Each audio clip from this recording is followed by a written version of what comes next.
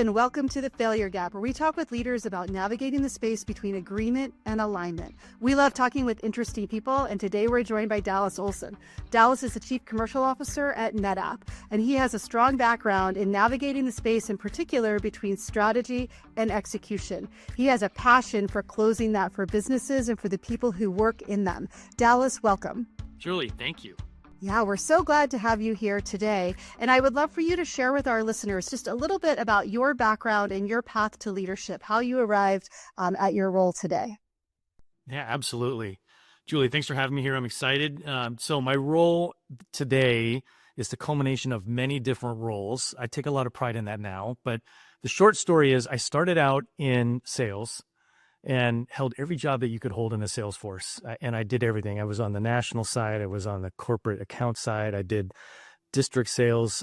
I found it fascinating at the time. So I came up through sales, and I was in the transportation and logistics and supply chain industry at the time. And I said, hey, I'm at the point where I'm going to track. I want to do something different. So I jumped to software and went into healthcare software and started in sales. But what happened uniquely while I was there is that the CEO said, you're kind of a weirdo. You are a sales guy and you understand numbers. And so your next role is going to be in M&A. And I thought, M&A, what are you talking about? And so he did. He threw me into M&A.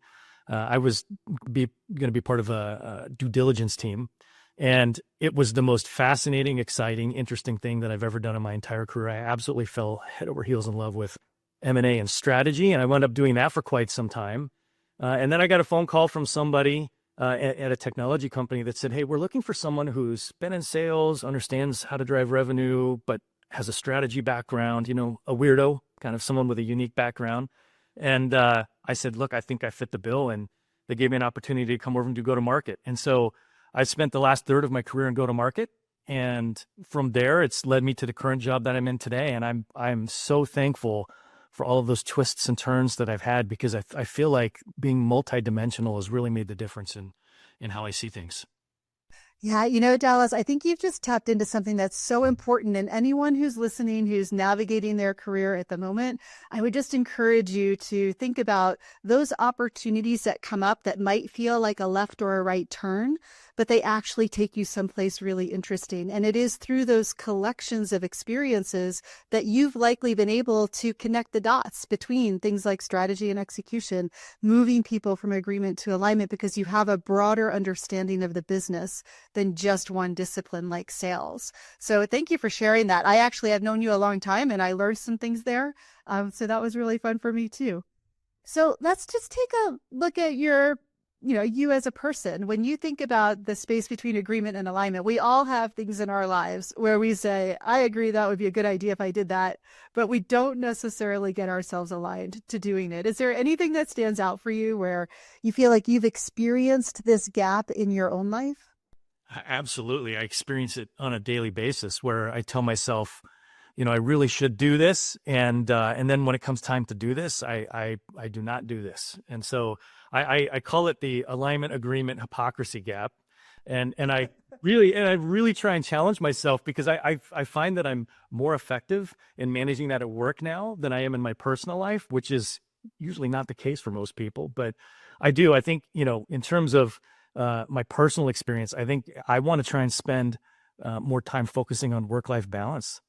And, I tell myself that I want to do that. I tell myself that I need to do that. And when it comes around to it, it's I have to make a decision in the moment, and I'm not as good as I want to be there. And I'm getting better. I'm recovering and getting better. But yeah, in my personal life, I see it front and center. But it's really healthy because it helps me see things at work too, in terms of that approach. Yeah.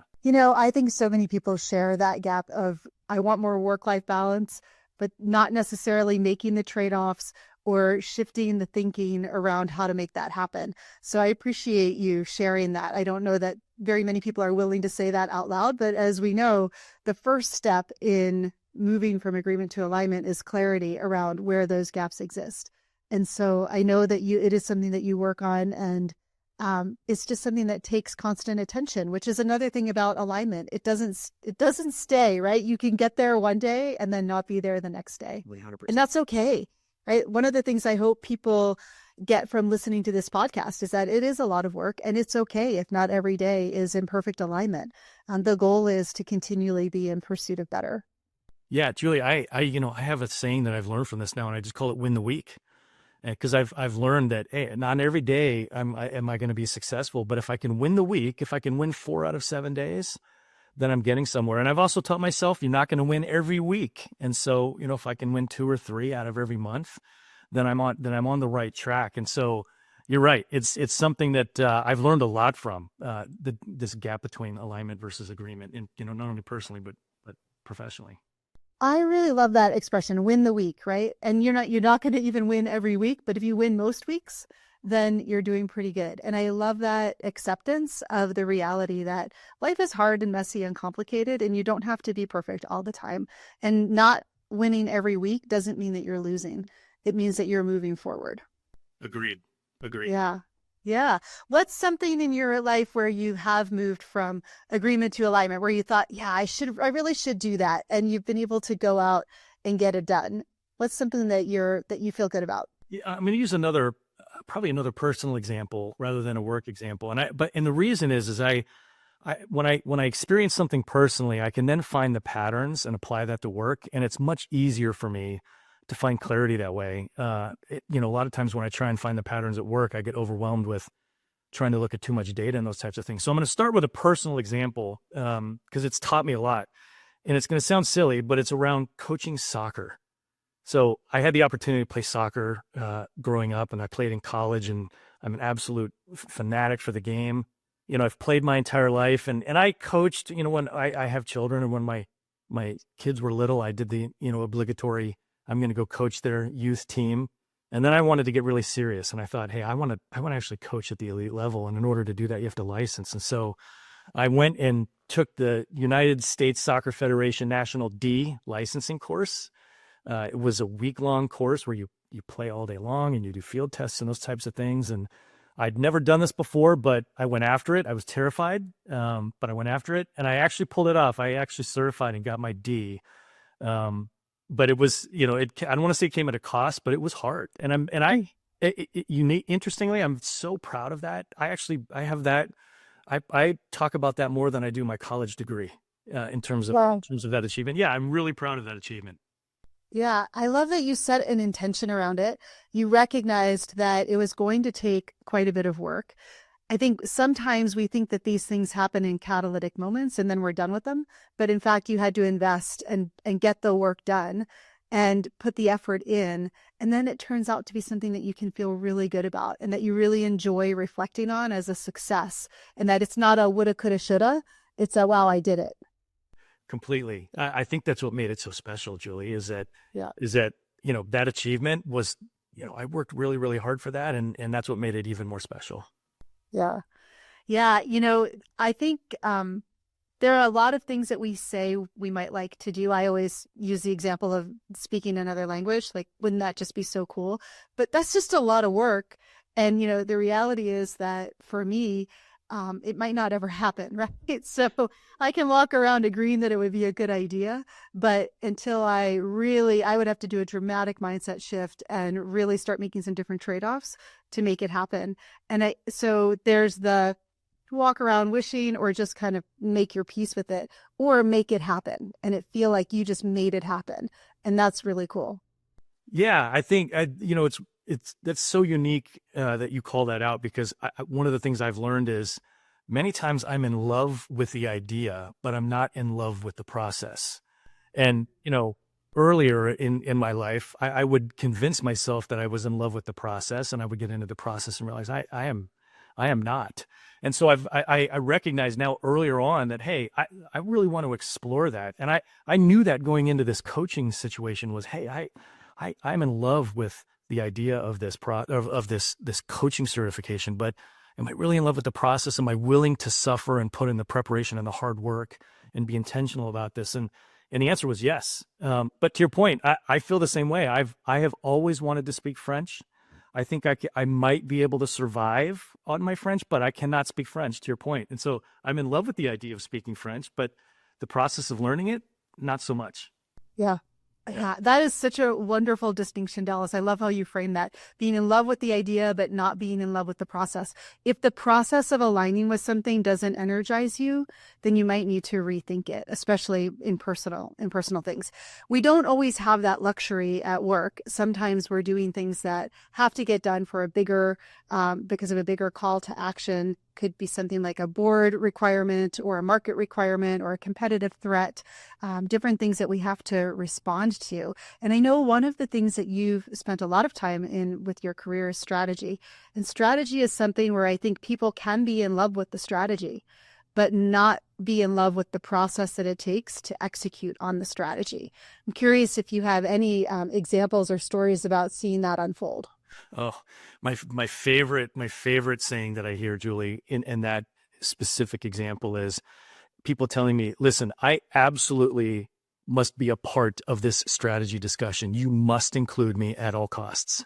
And we say, okay, no problem. And then we go schedule the strategy discussion. And the first thing out of their mouth is, I don't have time. There's too many meetings. Why are we talking about strategy? I need to go deliver on my number, or I need to go deliver on this, right? So it's fascinating to me where that exact example occurs. People say, hey, I need to be a part of this process because it's important, but or part of this idea and this outcome. But when it comes to the process, it's very, very difficult for them. And there's a million reasons as to why, but the instinctive reaction is I find fascinating, right? Because it goes against their stated intent.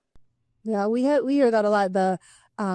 I have to be in every meeting and I'm in too many meetings. Exactly. That's exactly. Yeah. I would just add strategy to that. And it's the same thing. Yeah. I have to be in every strategy meeting and I'm in too many strategy meetings. Exactly. That's a much more articulate way to say it. Yeah. Yeah, yeah.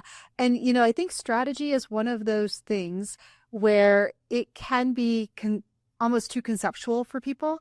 And so, one of the things that I know you spend a lot of time being very intentional about is translating strategy for people who need to execute on it. And that is one of the processes of getting people aligned, is to make sure that there is clarity and shared understanding of what the goals are and what we're working towards so that people can make different decisions.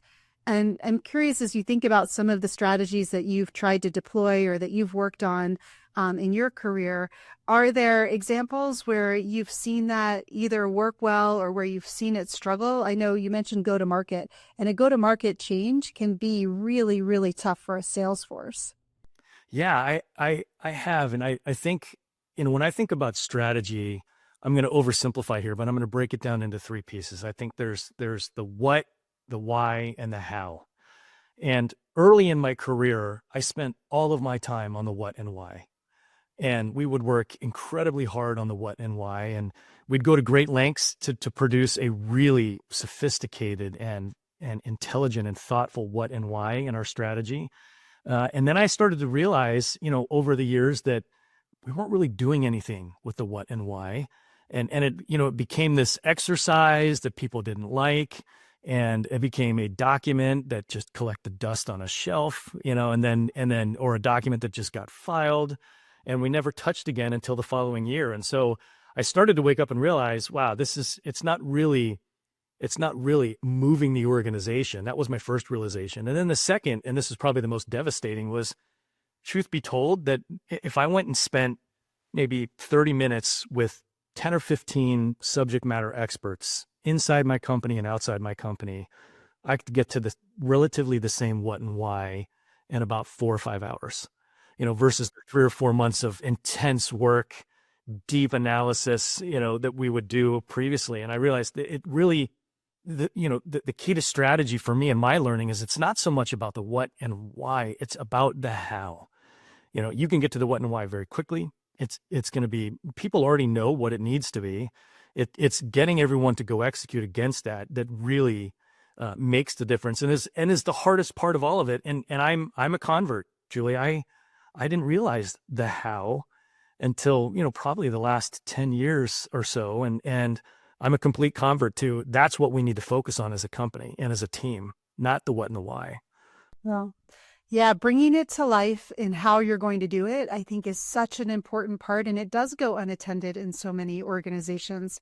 And I'm curious, Dallas, if you have some thoughts or experiences or approaches that you use to help people figure out how to do it together?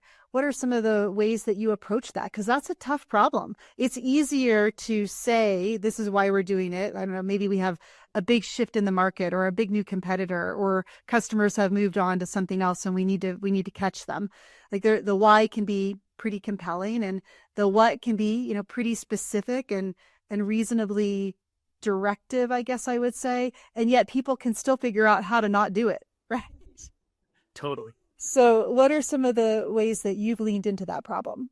Yeah, I think the first is having a clear understanding as to why people aren't leaning in and doing it. And it's so I had to get very curious as to what's really going on, what's precluding people from at least trying to engage. And so I looked into people's mindsets, and I understood that, common challenges are people are unwilling to sacrifice, that in terms of moving forward against a broader strategy. A lot of times it requires some people to gain and some people, I don't want to say lose, but to sacrifice. And that's really hard. A lot of people can't find the time. Finding capacity is a major challenge for many leaders, and they just don't know how to do it. There's a courage factor that's in there. Sometimes people just, for whatever reason, don't have the courage. And then I think a lot of times they're taught not to by their organizations, right? Where somebody goes out and tries to take the right action or do the right thing, and they wind up being penalized for that. So I understanding all of that helped me then dial in on, okay, how can I go create, I call it safety for a team to at least operate in an environment where they can approach thinking about the what, the why, and the how, specifically the how. But that comes into what is the group thinking and doing. And I again, what you called out a couple, but in the group dynamic, there's the fiefdom and resource hogging that you see in teams. And I call it the golf score mentality, where, you're playing golf and you want to score, you want the best score you can possibly have. But if you're on a golf team, yeah, you want the golf team to win, but you really want the best score, right? And so, that can be really hard, right? Trying to get people to understand, hey, look, you want everyone to win. And how do you find that common ground? I've seen the loudest voice prevail in these environments. And I think this is going to sound, in terms of trying to understand mindsets and group dynamics, this is going to sound, maybe simplistic or sophomoric, but animosity. So many times that I've tried to engage and get people to come together, and where maybe there's a leader here and a leader there over significant functions, the reason that they won't is because something happened in the past that made them, not like each other or not respect each other for some reason. And so bringing that to the forefront and understanding what that is and forcing that conversation is really important. So I could go on and on and on. I think that the last thing I'd say on understanding, individual behavior and how the groups think and what is precluding people from doing this, Julie, is that, a lot of times there's these things, these undercurrents that are invisible, and no one's talking about them. All right. The analogy or the metaphor that I always use is, people in a company will be like, hey, I smell smoke. And senior leadership will be like, you don't smell any smoke. And they're like, no, I smell smoke. They're like, no, you don't. Actually, I think something's feeling pretty warm. The door's getting really hot, right? And senior leaders are like, no, you're not. And you don't feel any of that. And it makes, people in the organization feel like, what is going on? Am I losing my mind? And the truth is that everyone's feeling the same way. They're all smelling the smoke and no one's talking about it. So, I'll stop there. I think that, understanding all of that has really allowed me then to say, what is it you do with a team to bring that, to counteract all of that and bring, the group together on the how, which was your primary question. I can get that in a minute, but I want to stop and just get your thoughts about what I've. Well, yeah, I mean, you have cataloged some really important things. So I'll go back and say you started talking about the challenge of what I would call a scarcity mindset, right? That I have to protect what's mine, and I have to make sure that my people, is sometimes with very good intention, right? My people are protected, my resources are protected.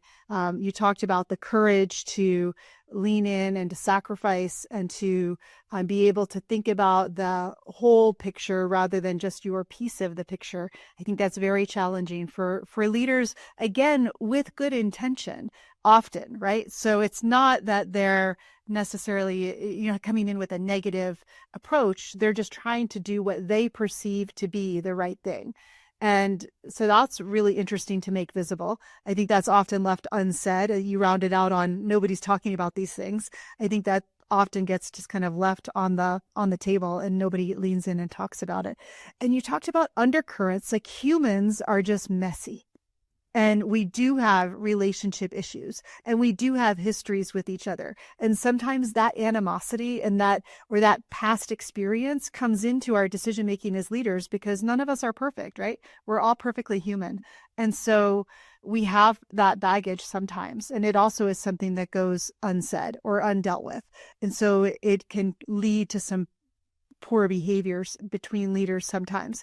And again, often with, valid reasons, but it doesn't mean that it doesn't make it right. Agreed. And then you were talking about the importance of bringing this up and making sure that from a mindset and group dynamic perspective, you're creating safety as a leader to have these conversations, not about what you're going to do, but about how you're going to do it together. Did I capture some of those bigger points that you were landing? Yeah, absolutely. Those are all the underlying reasons as to and there's many, many more, but those are some of the big ones that create teams or create the environment where it's hard to focus on the how and you can't get to the how. So yeah, I think you covered everything I threw at you. Yeah. Yeah. When you think about the ways that you as a leader have tried to create that space for your team to be able to talk about the really important things that get in the way of how they need to do something together. What are some of the approaches that you've used or any interesting conversations that you can reflect on that you've had where you saw that light bulb go off, where suddenly people were talking about how to lead together instead of what they were doing? Yeah, I think you said it so well when you said create the space. That's step one. I think that, I had someone really, really smart and wise say to me, "Hey, Dallas, you're trying to have these conversations. Let's take a look at, your staff call agendas. How much time have you allotted to having this discussion?" And I look back and I could say it honestly that in every single staff call that I'd held in probably the previous 5 years, not 1 minute had been allocated to, we need to talk, right? And we're going to create an environment where we can step back and we're going to put all of the urgent demands of the business to the side. And we're going to create the space, as you said, Julie, to have this conversation that's absolutely necessary. And I think a lot of times, whatever it is I don't want to say it's fairly obvious, but if there's animosity between team members and that needs to be dealt with. And if everyone has visibility to what that smoke is, right? Those things are usually there. They surface pretty quickly. And so that is step one. And it was so simple and so wise. I was really actually quite embarrassed that I just didn't even see it or recognize it at the time. And now that's the first thing that I do is I start all of our staff calls. I start all of my meetings, even my offsites by saying, all right, we're going to take a step back or a step to the side, and we're going to take a deep breath and we're going to create some space to have this appropriate conversation. So that's the biggest thing that I've done. And then I think everything flows from there, but I'll throw out maybe two other really quick ideas on that. The other thing that I've done is skip levels. And so you get a third party to come in and do interviews with the teams below your team below you and the team below them, right? I think it is absolutely fascinating because we're all convinced that the level of dysfunction exists only at the level above us, right? And everyone in every organization is convinced that the people above them are the problem, not them, not the way they're leading. And so when you go ask someone, to do a very independent, conversation with people to report to you and people, 2 or 3 levels below you in the organization, you'll find out a lot. They'll tell, and if they feel safe and it's done appropriately, they will share and share abundantly, and you'll find out what's really going on. And I think that is incredibly validating in terms of trying to have this, this real conversation when you create the space. And then the last is I just started making sacrifice simple. And so again, I'm oversimplifying this, Julie, and we can talk about, more of these in a minute, but if I create the space, we have the conversation, we've gotten feedback from people in the org that tell us the truth. And then I say, hey, look, there's certain actions that you can go take to make things better. And some of these, you've been penalized on. An example I'll use is people will say, hey, look, I'm trying to manage my business and I'm trying to manage people. And I'm either trying to promote somebody in the organization because they truly deserve it, or I'm trying to move somebody out of the organization because they're just not performing.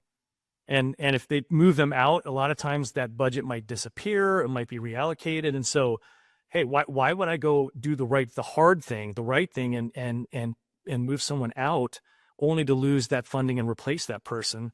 Those are the little things that if you pay attention to that type of stuff, or even the promotion, we're rewarding our best people and everyone sees that, hey, this person is truly deserving and they're getting promoted. That gives me hope.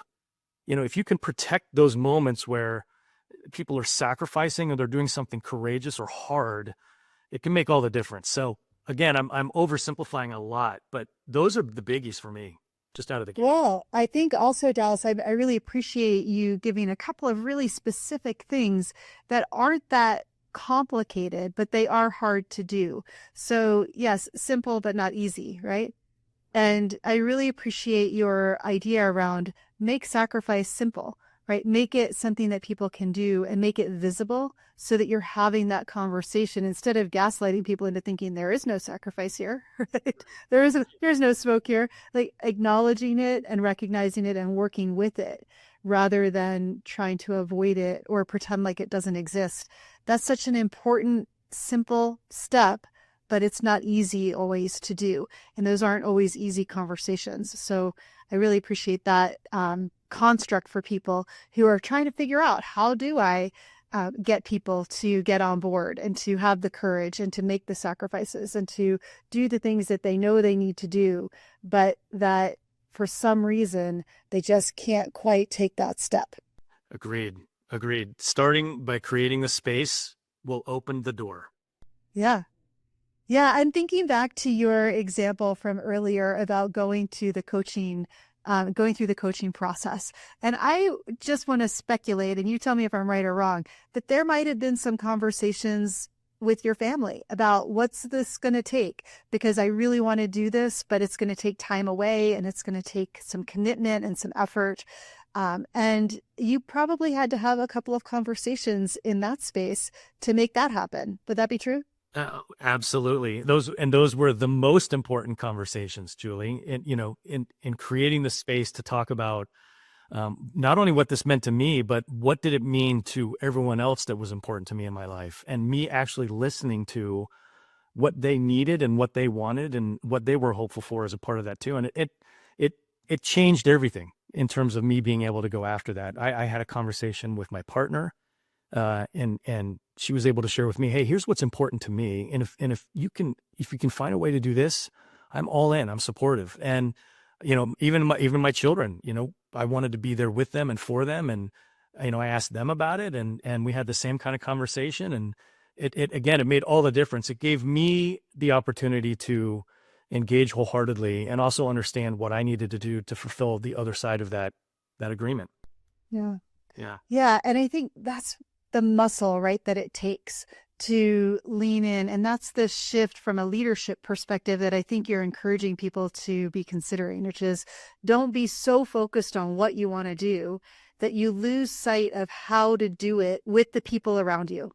Because very few of us do anything in complete isolation, whether it's in our personal lives or at work.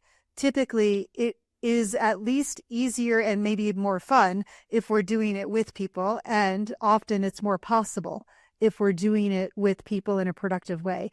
And I think that's where the magic lies in terms of alignment and getting people working together on things that are often very hard to achieve. Yeah, I couldn't agree more, Julie. I think, what I discovered on the backside of that experience is exactly what you just said. My mindset was, when I was really trying to learn to become, I want to say, an expert, was very different from some of the things that I engage in at work in terms of how I learn at work. And I realized, wow, I'm thinking about learning differently in this moment than I do in a lot of the things I engage in at work. So that opened my eyes to, if I'm going to learn truly for expertise, that's really important. And then the second part is just to your point, the people around me, that the access to role models, the access to, information and training. It's all out there and readily accessible. And so it's not as hard and as daunting as I made it out in my own mind. And I think it's the same way. I see it the same way at work now, where, I look at AI in front of all of us, and AI can be daunting to a lot of people. And I've just learned, look, I can tackle this the same way that I did in this coaching experience. There's a ton of information, resource, there's role models, there's expertise that I can go readily access. And if I'm going to learn, I need to learn to truly develop expertise, not just learn to learn or check a box. And so again, it's that experience was just a game changer for me on the work side. And I think so often as adults, we get away from what it takes to learn something and to challenge ourselves to continue to fuel that muscle. And also as adults, it takes different sometimes approaches and techniques to learn than it did when you were in high school or college, because we're just different humans. And so I think you're really tapping into something else there, which is if people who are listening are thinking about how do I figure this out, one of the things that you might try is challenge yourself to learn something new outside of work, because you might uncover some really great approaches for yourself and ways to continue to develop and fuel yourself that you can translate into the work environment. Yeah.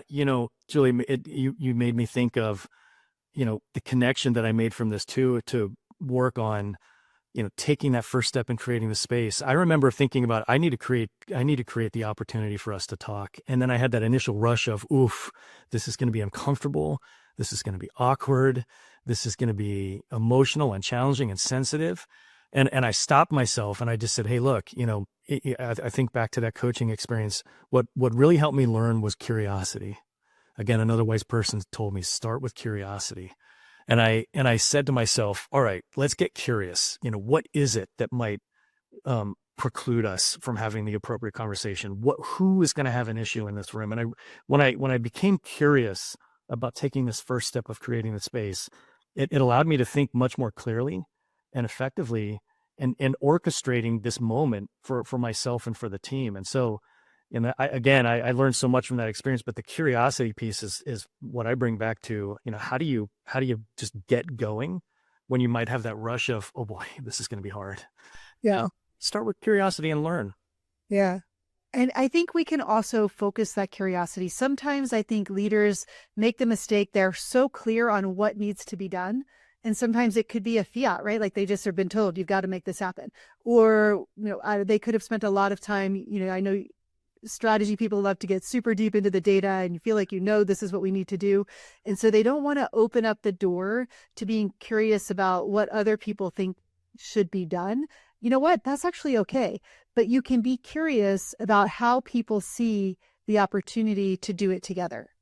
And so where you direct that curiosity and how you engage people in conversation about it, I think can also be a powerful reframing for people who are trying to get their teams aligned to deliver together. You may or may not be able to negotiate what you do, but you can negotiate how you do it together. Julie, I think that is so powerful what you just called out there, because that's been my experience in all of these moments, these conversations, these meetings, these processes, is that when we truly get curious, it opens everything up. And I've learned that it's actually counterintuitive. Curiosity can make strategists nervous because it means there's other potential answers out there that may not be your own. And what I've learned as a strategist is it's not my answer, it's the group's answer. Because if the group believes this is the answer and they're committed, and there's a degree of validation that it's right, of course that needs to occur. But if the group believes it, then they're going to commit. And that is the most important part of this process. And once that occurs, then you can fine tune the detail on how it needs to come to life. But to me, that again is like, open the door with create the space. That's the first step, what you just articulated into the room. Yeah. Yeah. Getting people to be able to communicate it in their own language and in their own words is such a powerful moment for teams, but we often skip over it because, Dallas, we talked earlier, you mentioned capacity as being a challenge, and all of this does take time. It takes dialogue and being in discussion with people.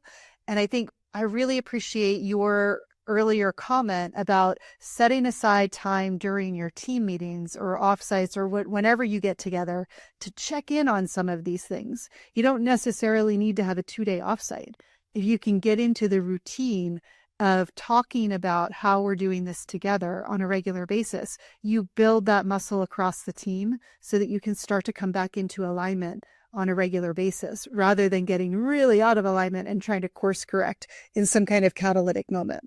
Yeah, I think it's so important, Julie, to make sure that you do this consistently, to your point, because the catalytic moment, I call it the Big Bang Theory. It happens and then it goes away and fades and then you feel the slump. I think for me, one of the things that we do now, and again, this may sound silly, but it's so powerful, is we'll start every meeting by creating some space. And we start out by saying, look, everyone take an opportunity and share 2 words, right? 1 word on how you're feeling about the agenda and the topics today, just 1 word.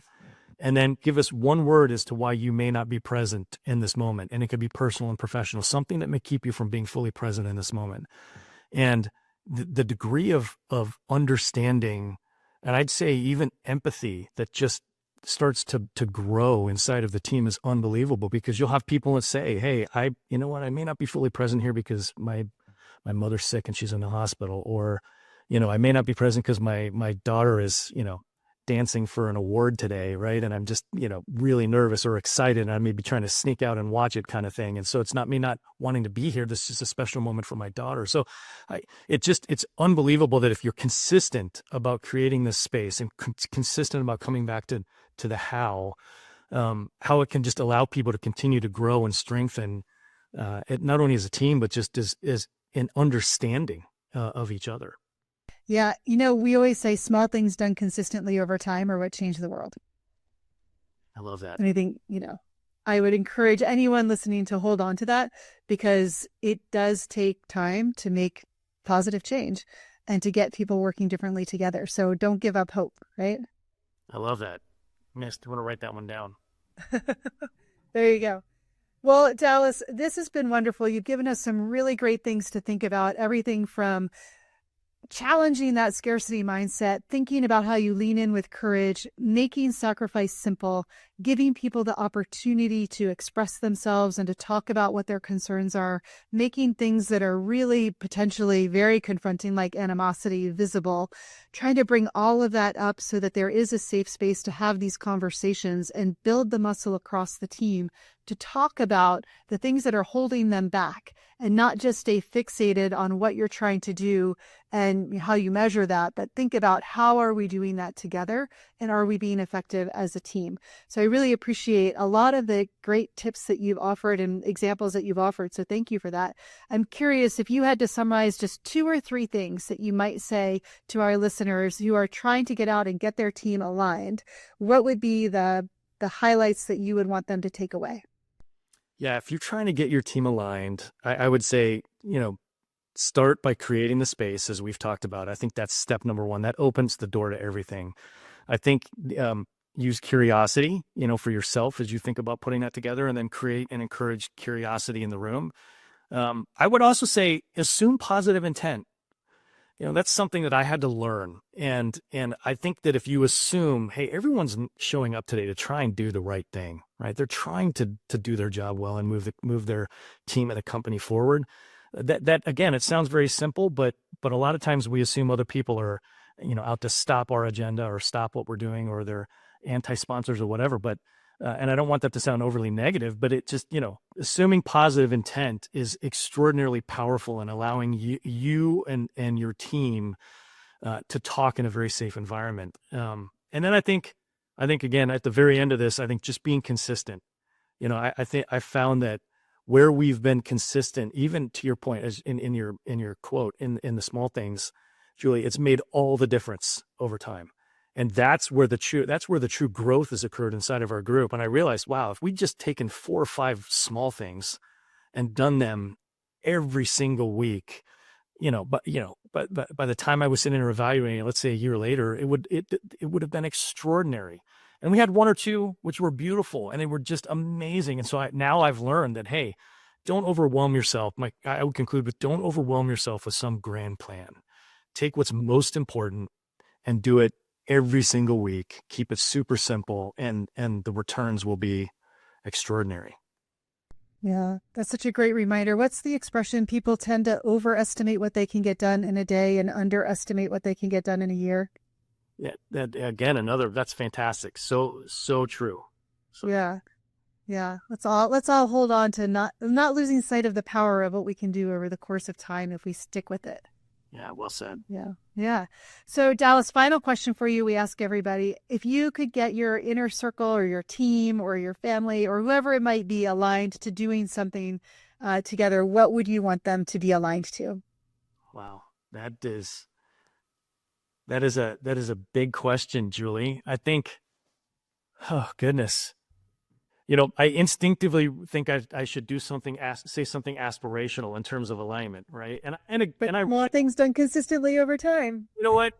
In the effort around small things done consistently, you know what? You're right. I'm going to stick with that theme, right? So I think two things. If I could align, just my family and friends and small circle would be around work-life balance. I think that if I could get all of us, to align on what that really meant, and that we all could participate in that, in the same manner, and do that without risk or anything, I think that would be fantastic on work-life balance. And then, maybe this is silly, but if I could convince my family that Atlanta United and the MLS and Arsenal and the Premiership are the only and most supreme football clubs in the world, that would be beautiful.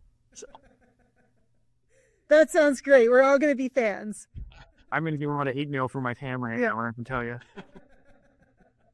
That sounds awesome. Well, Dallas, thank you so much for being so generous with your time and your experience and your thinking.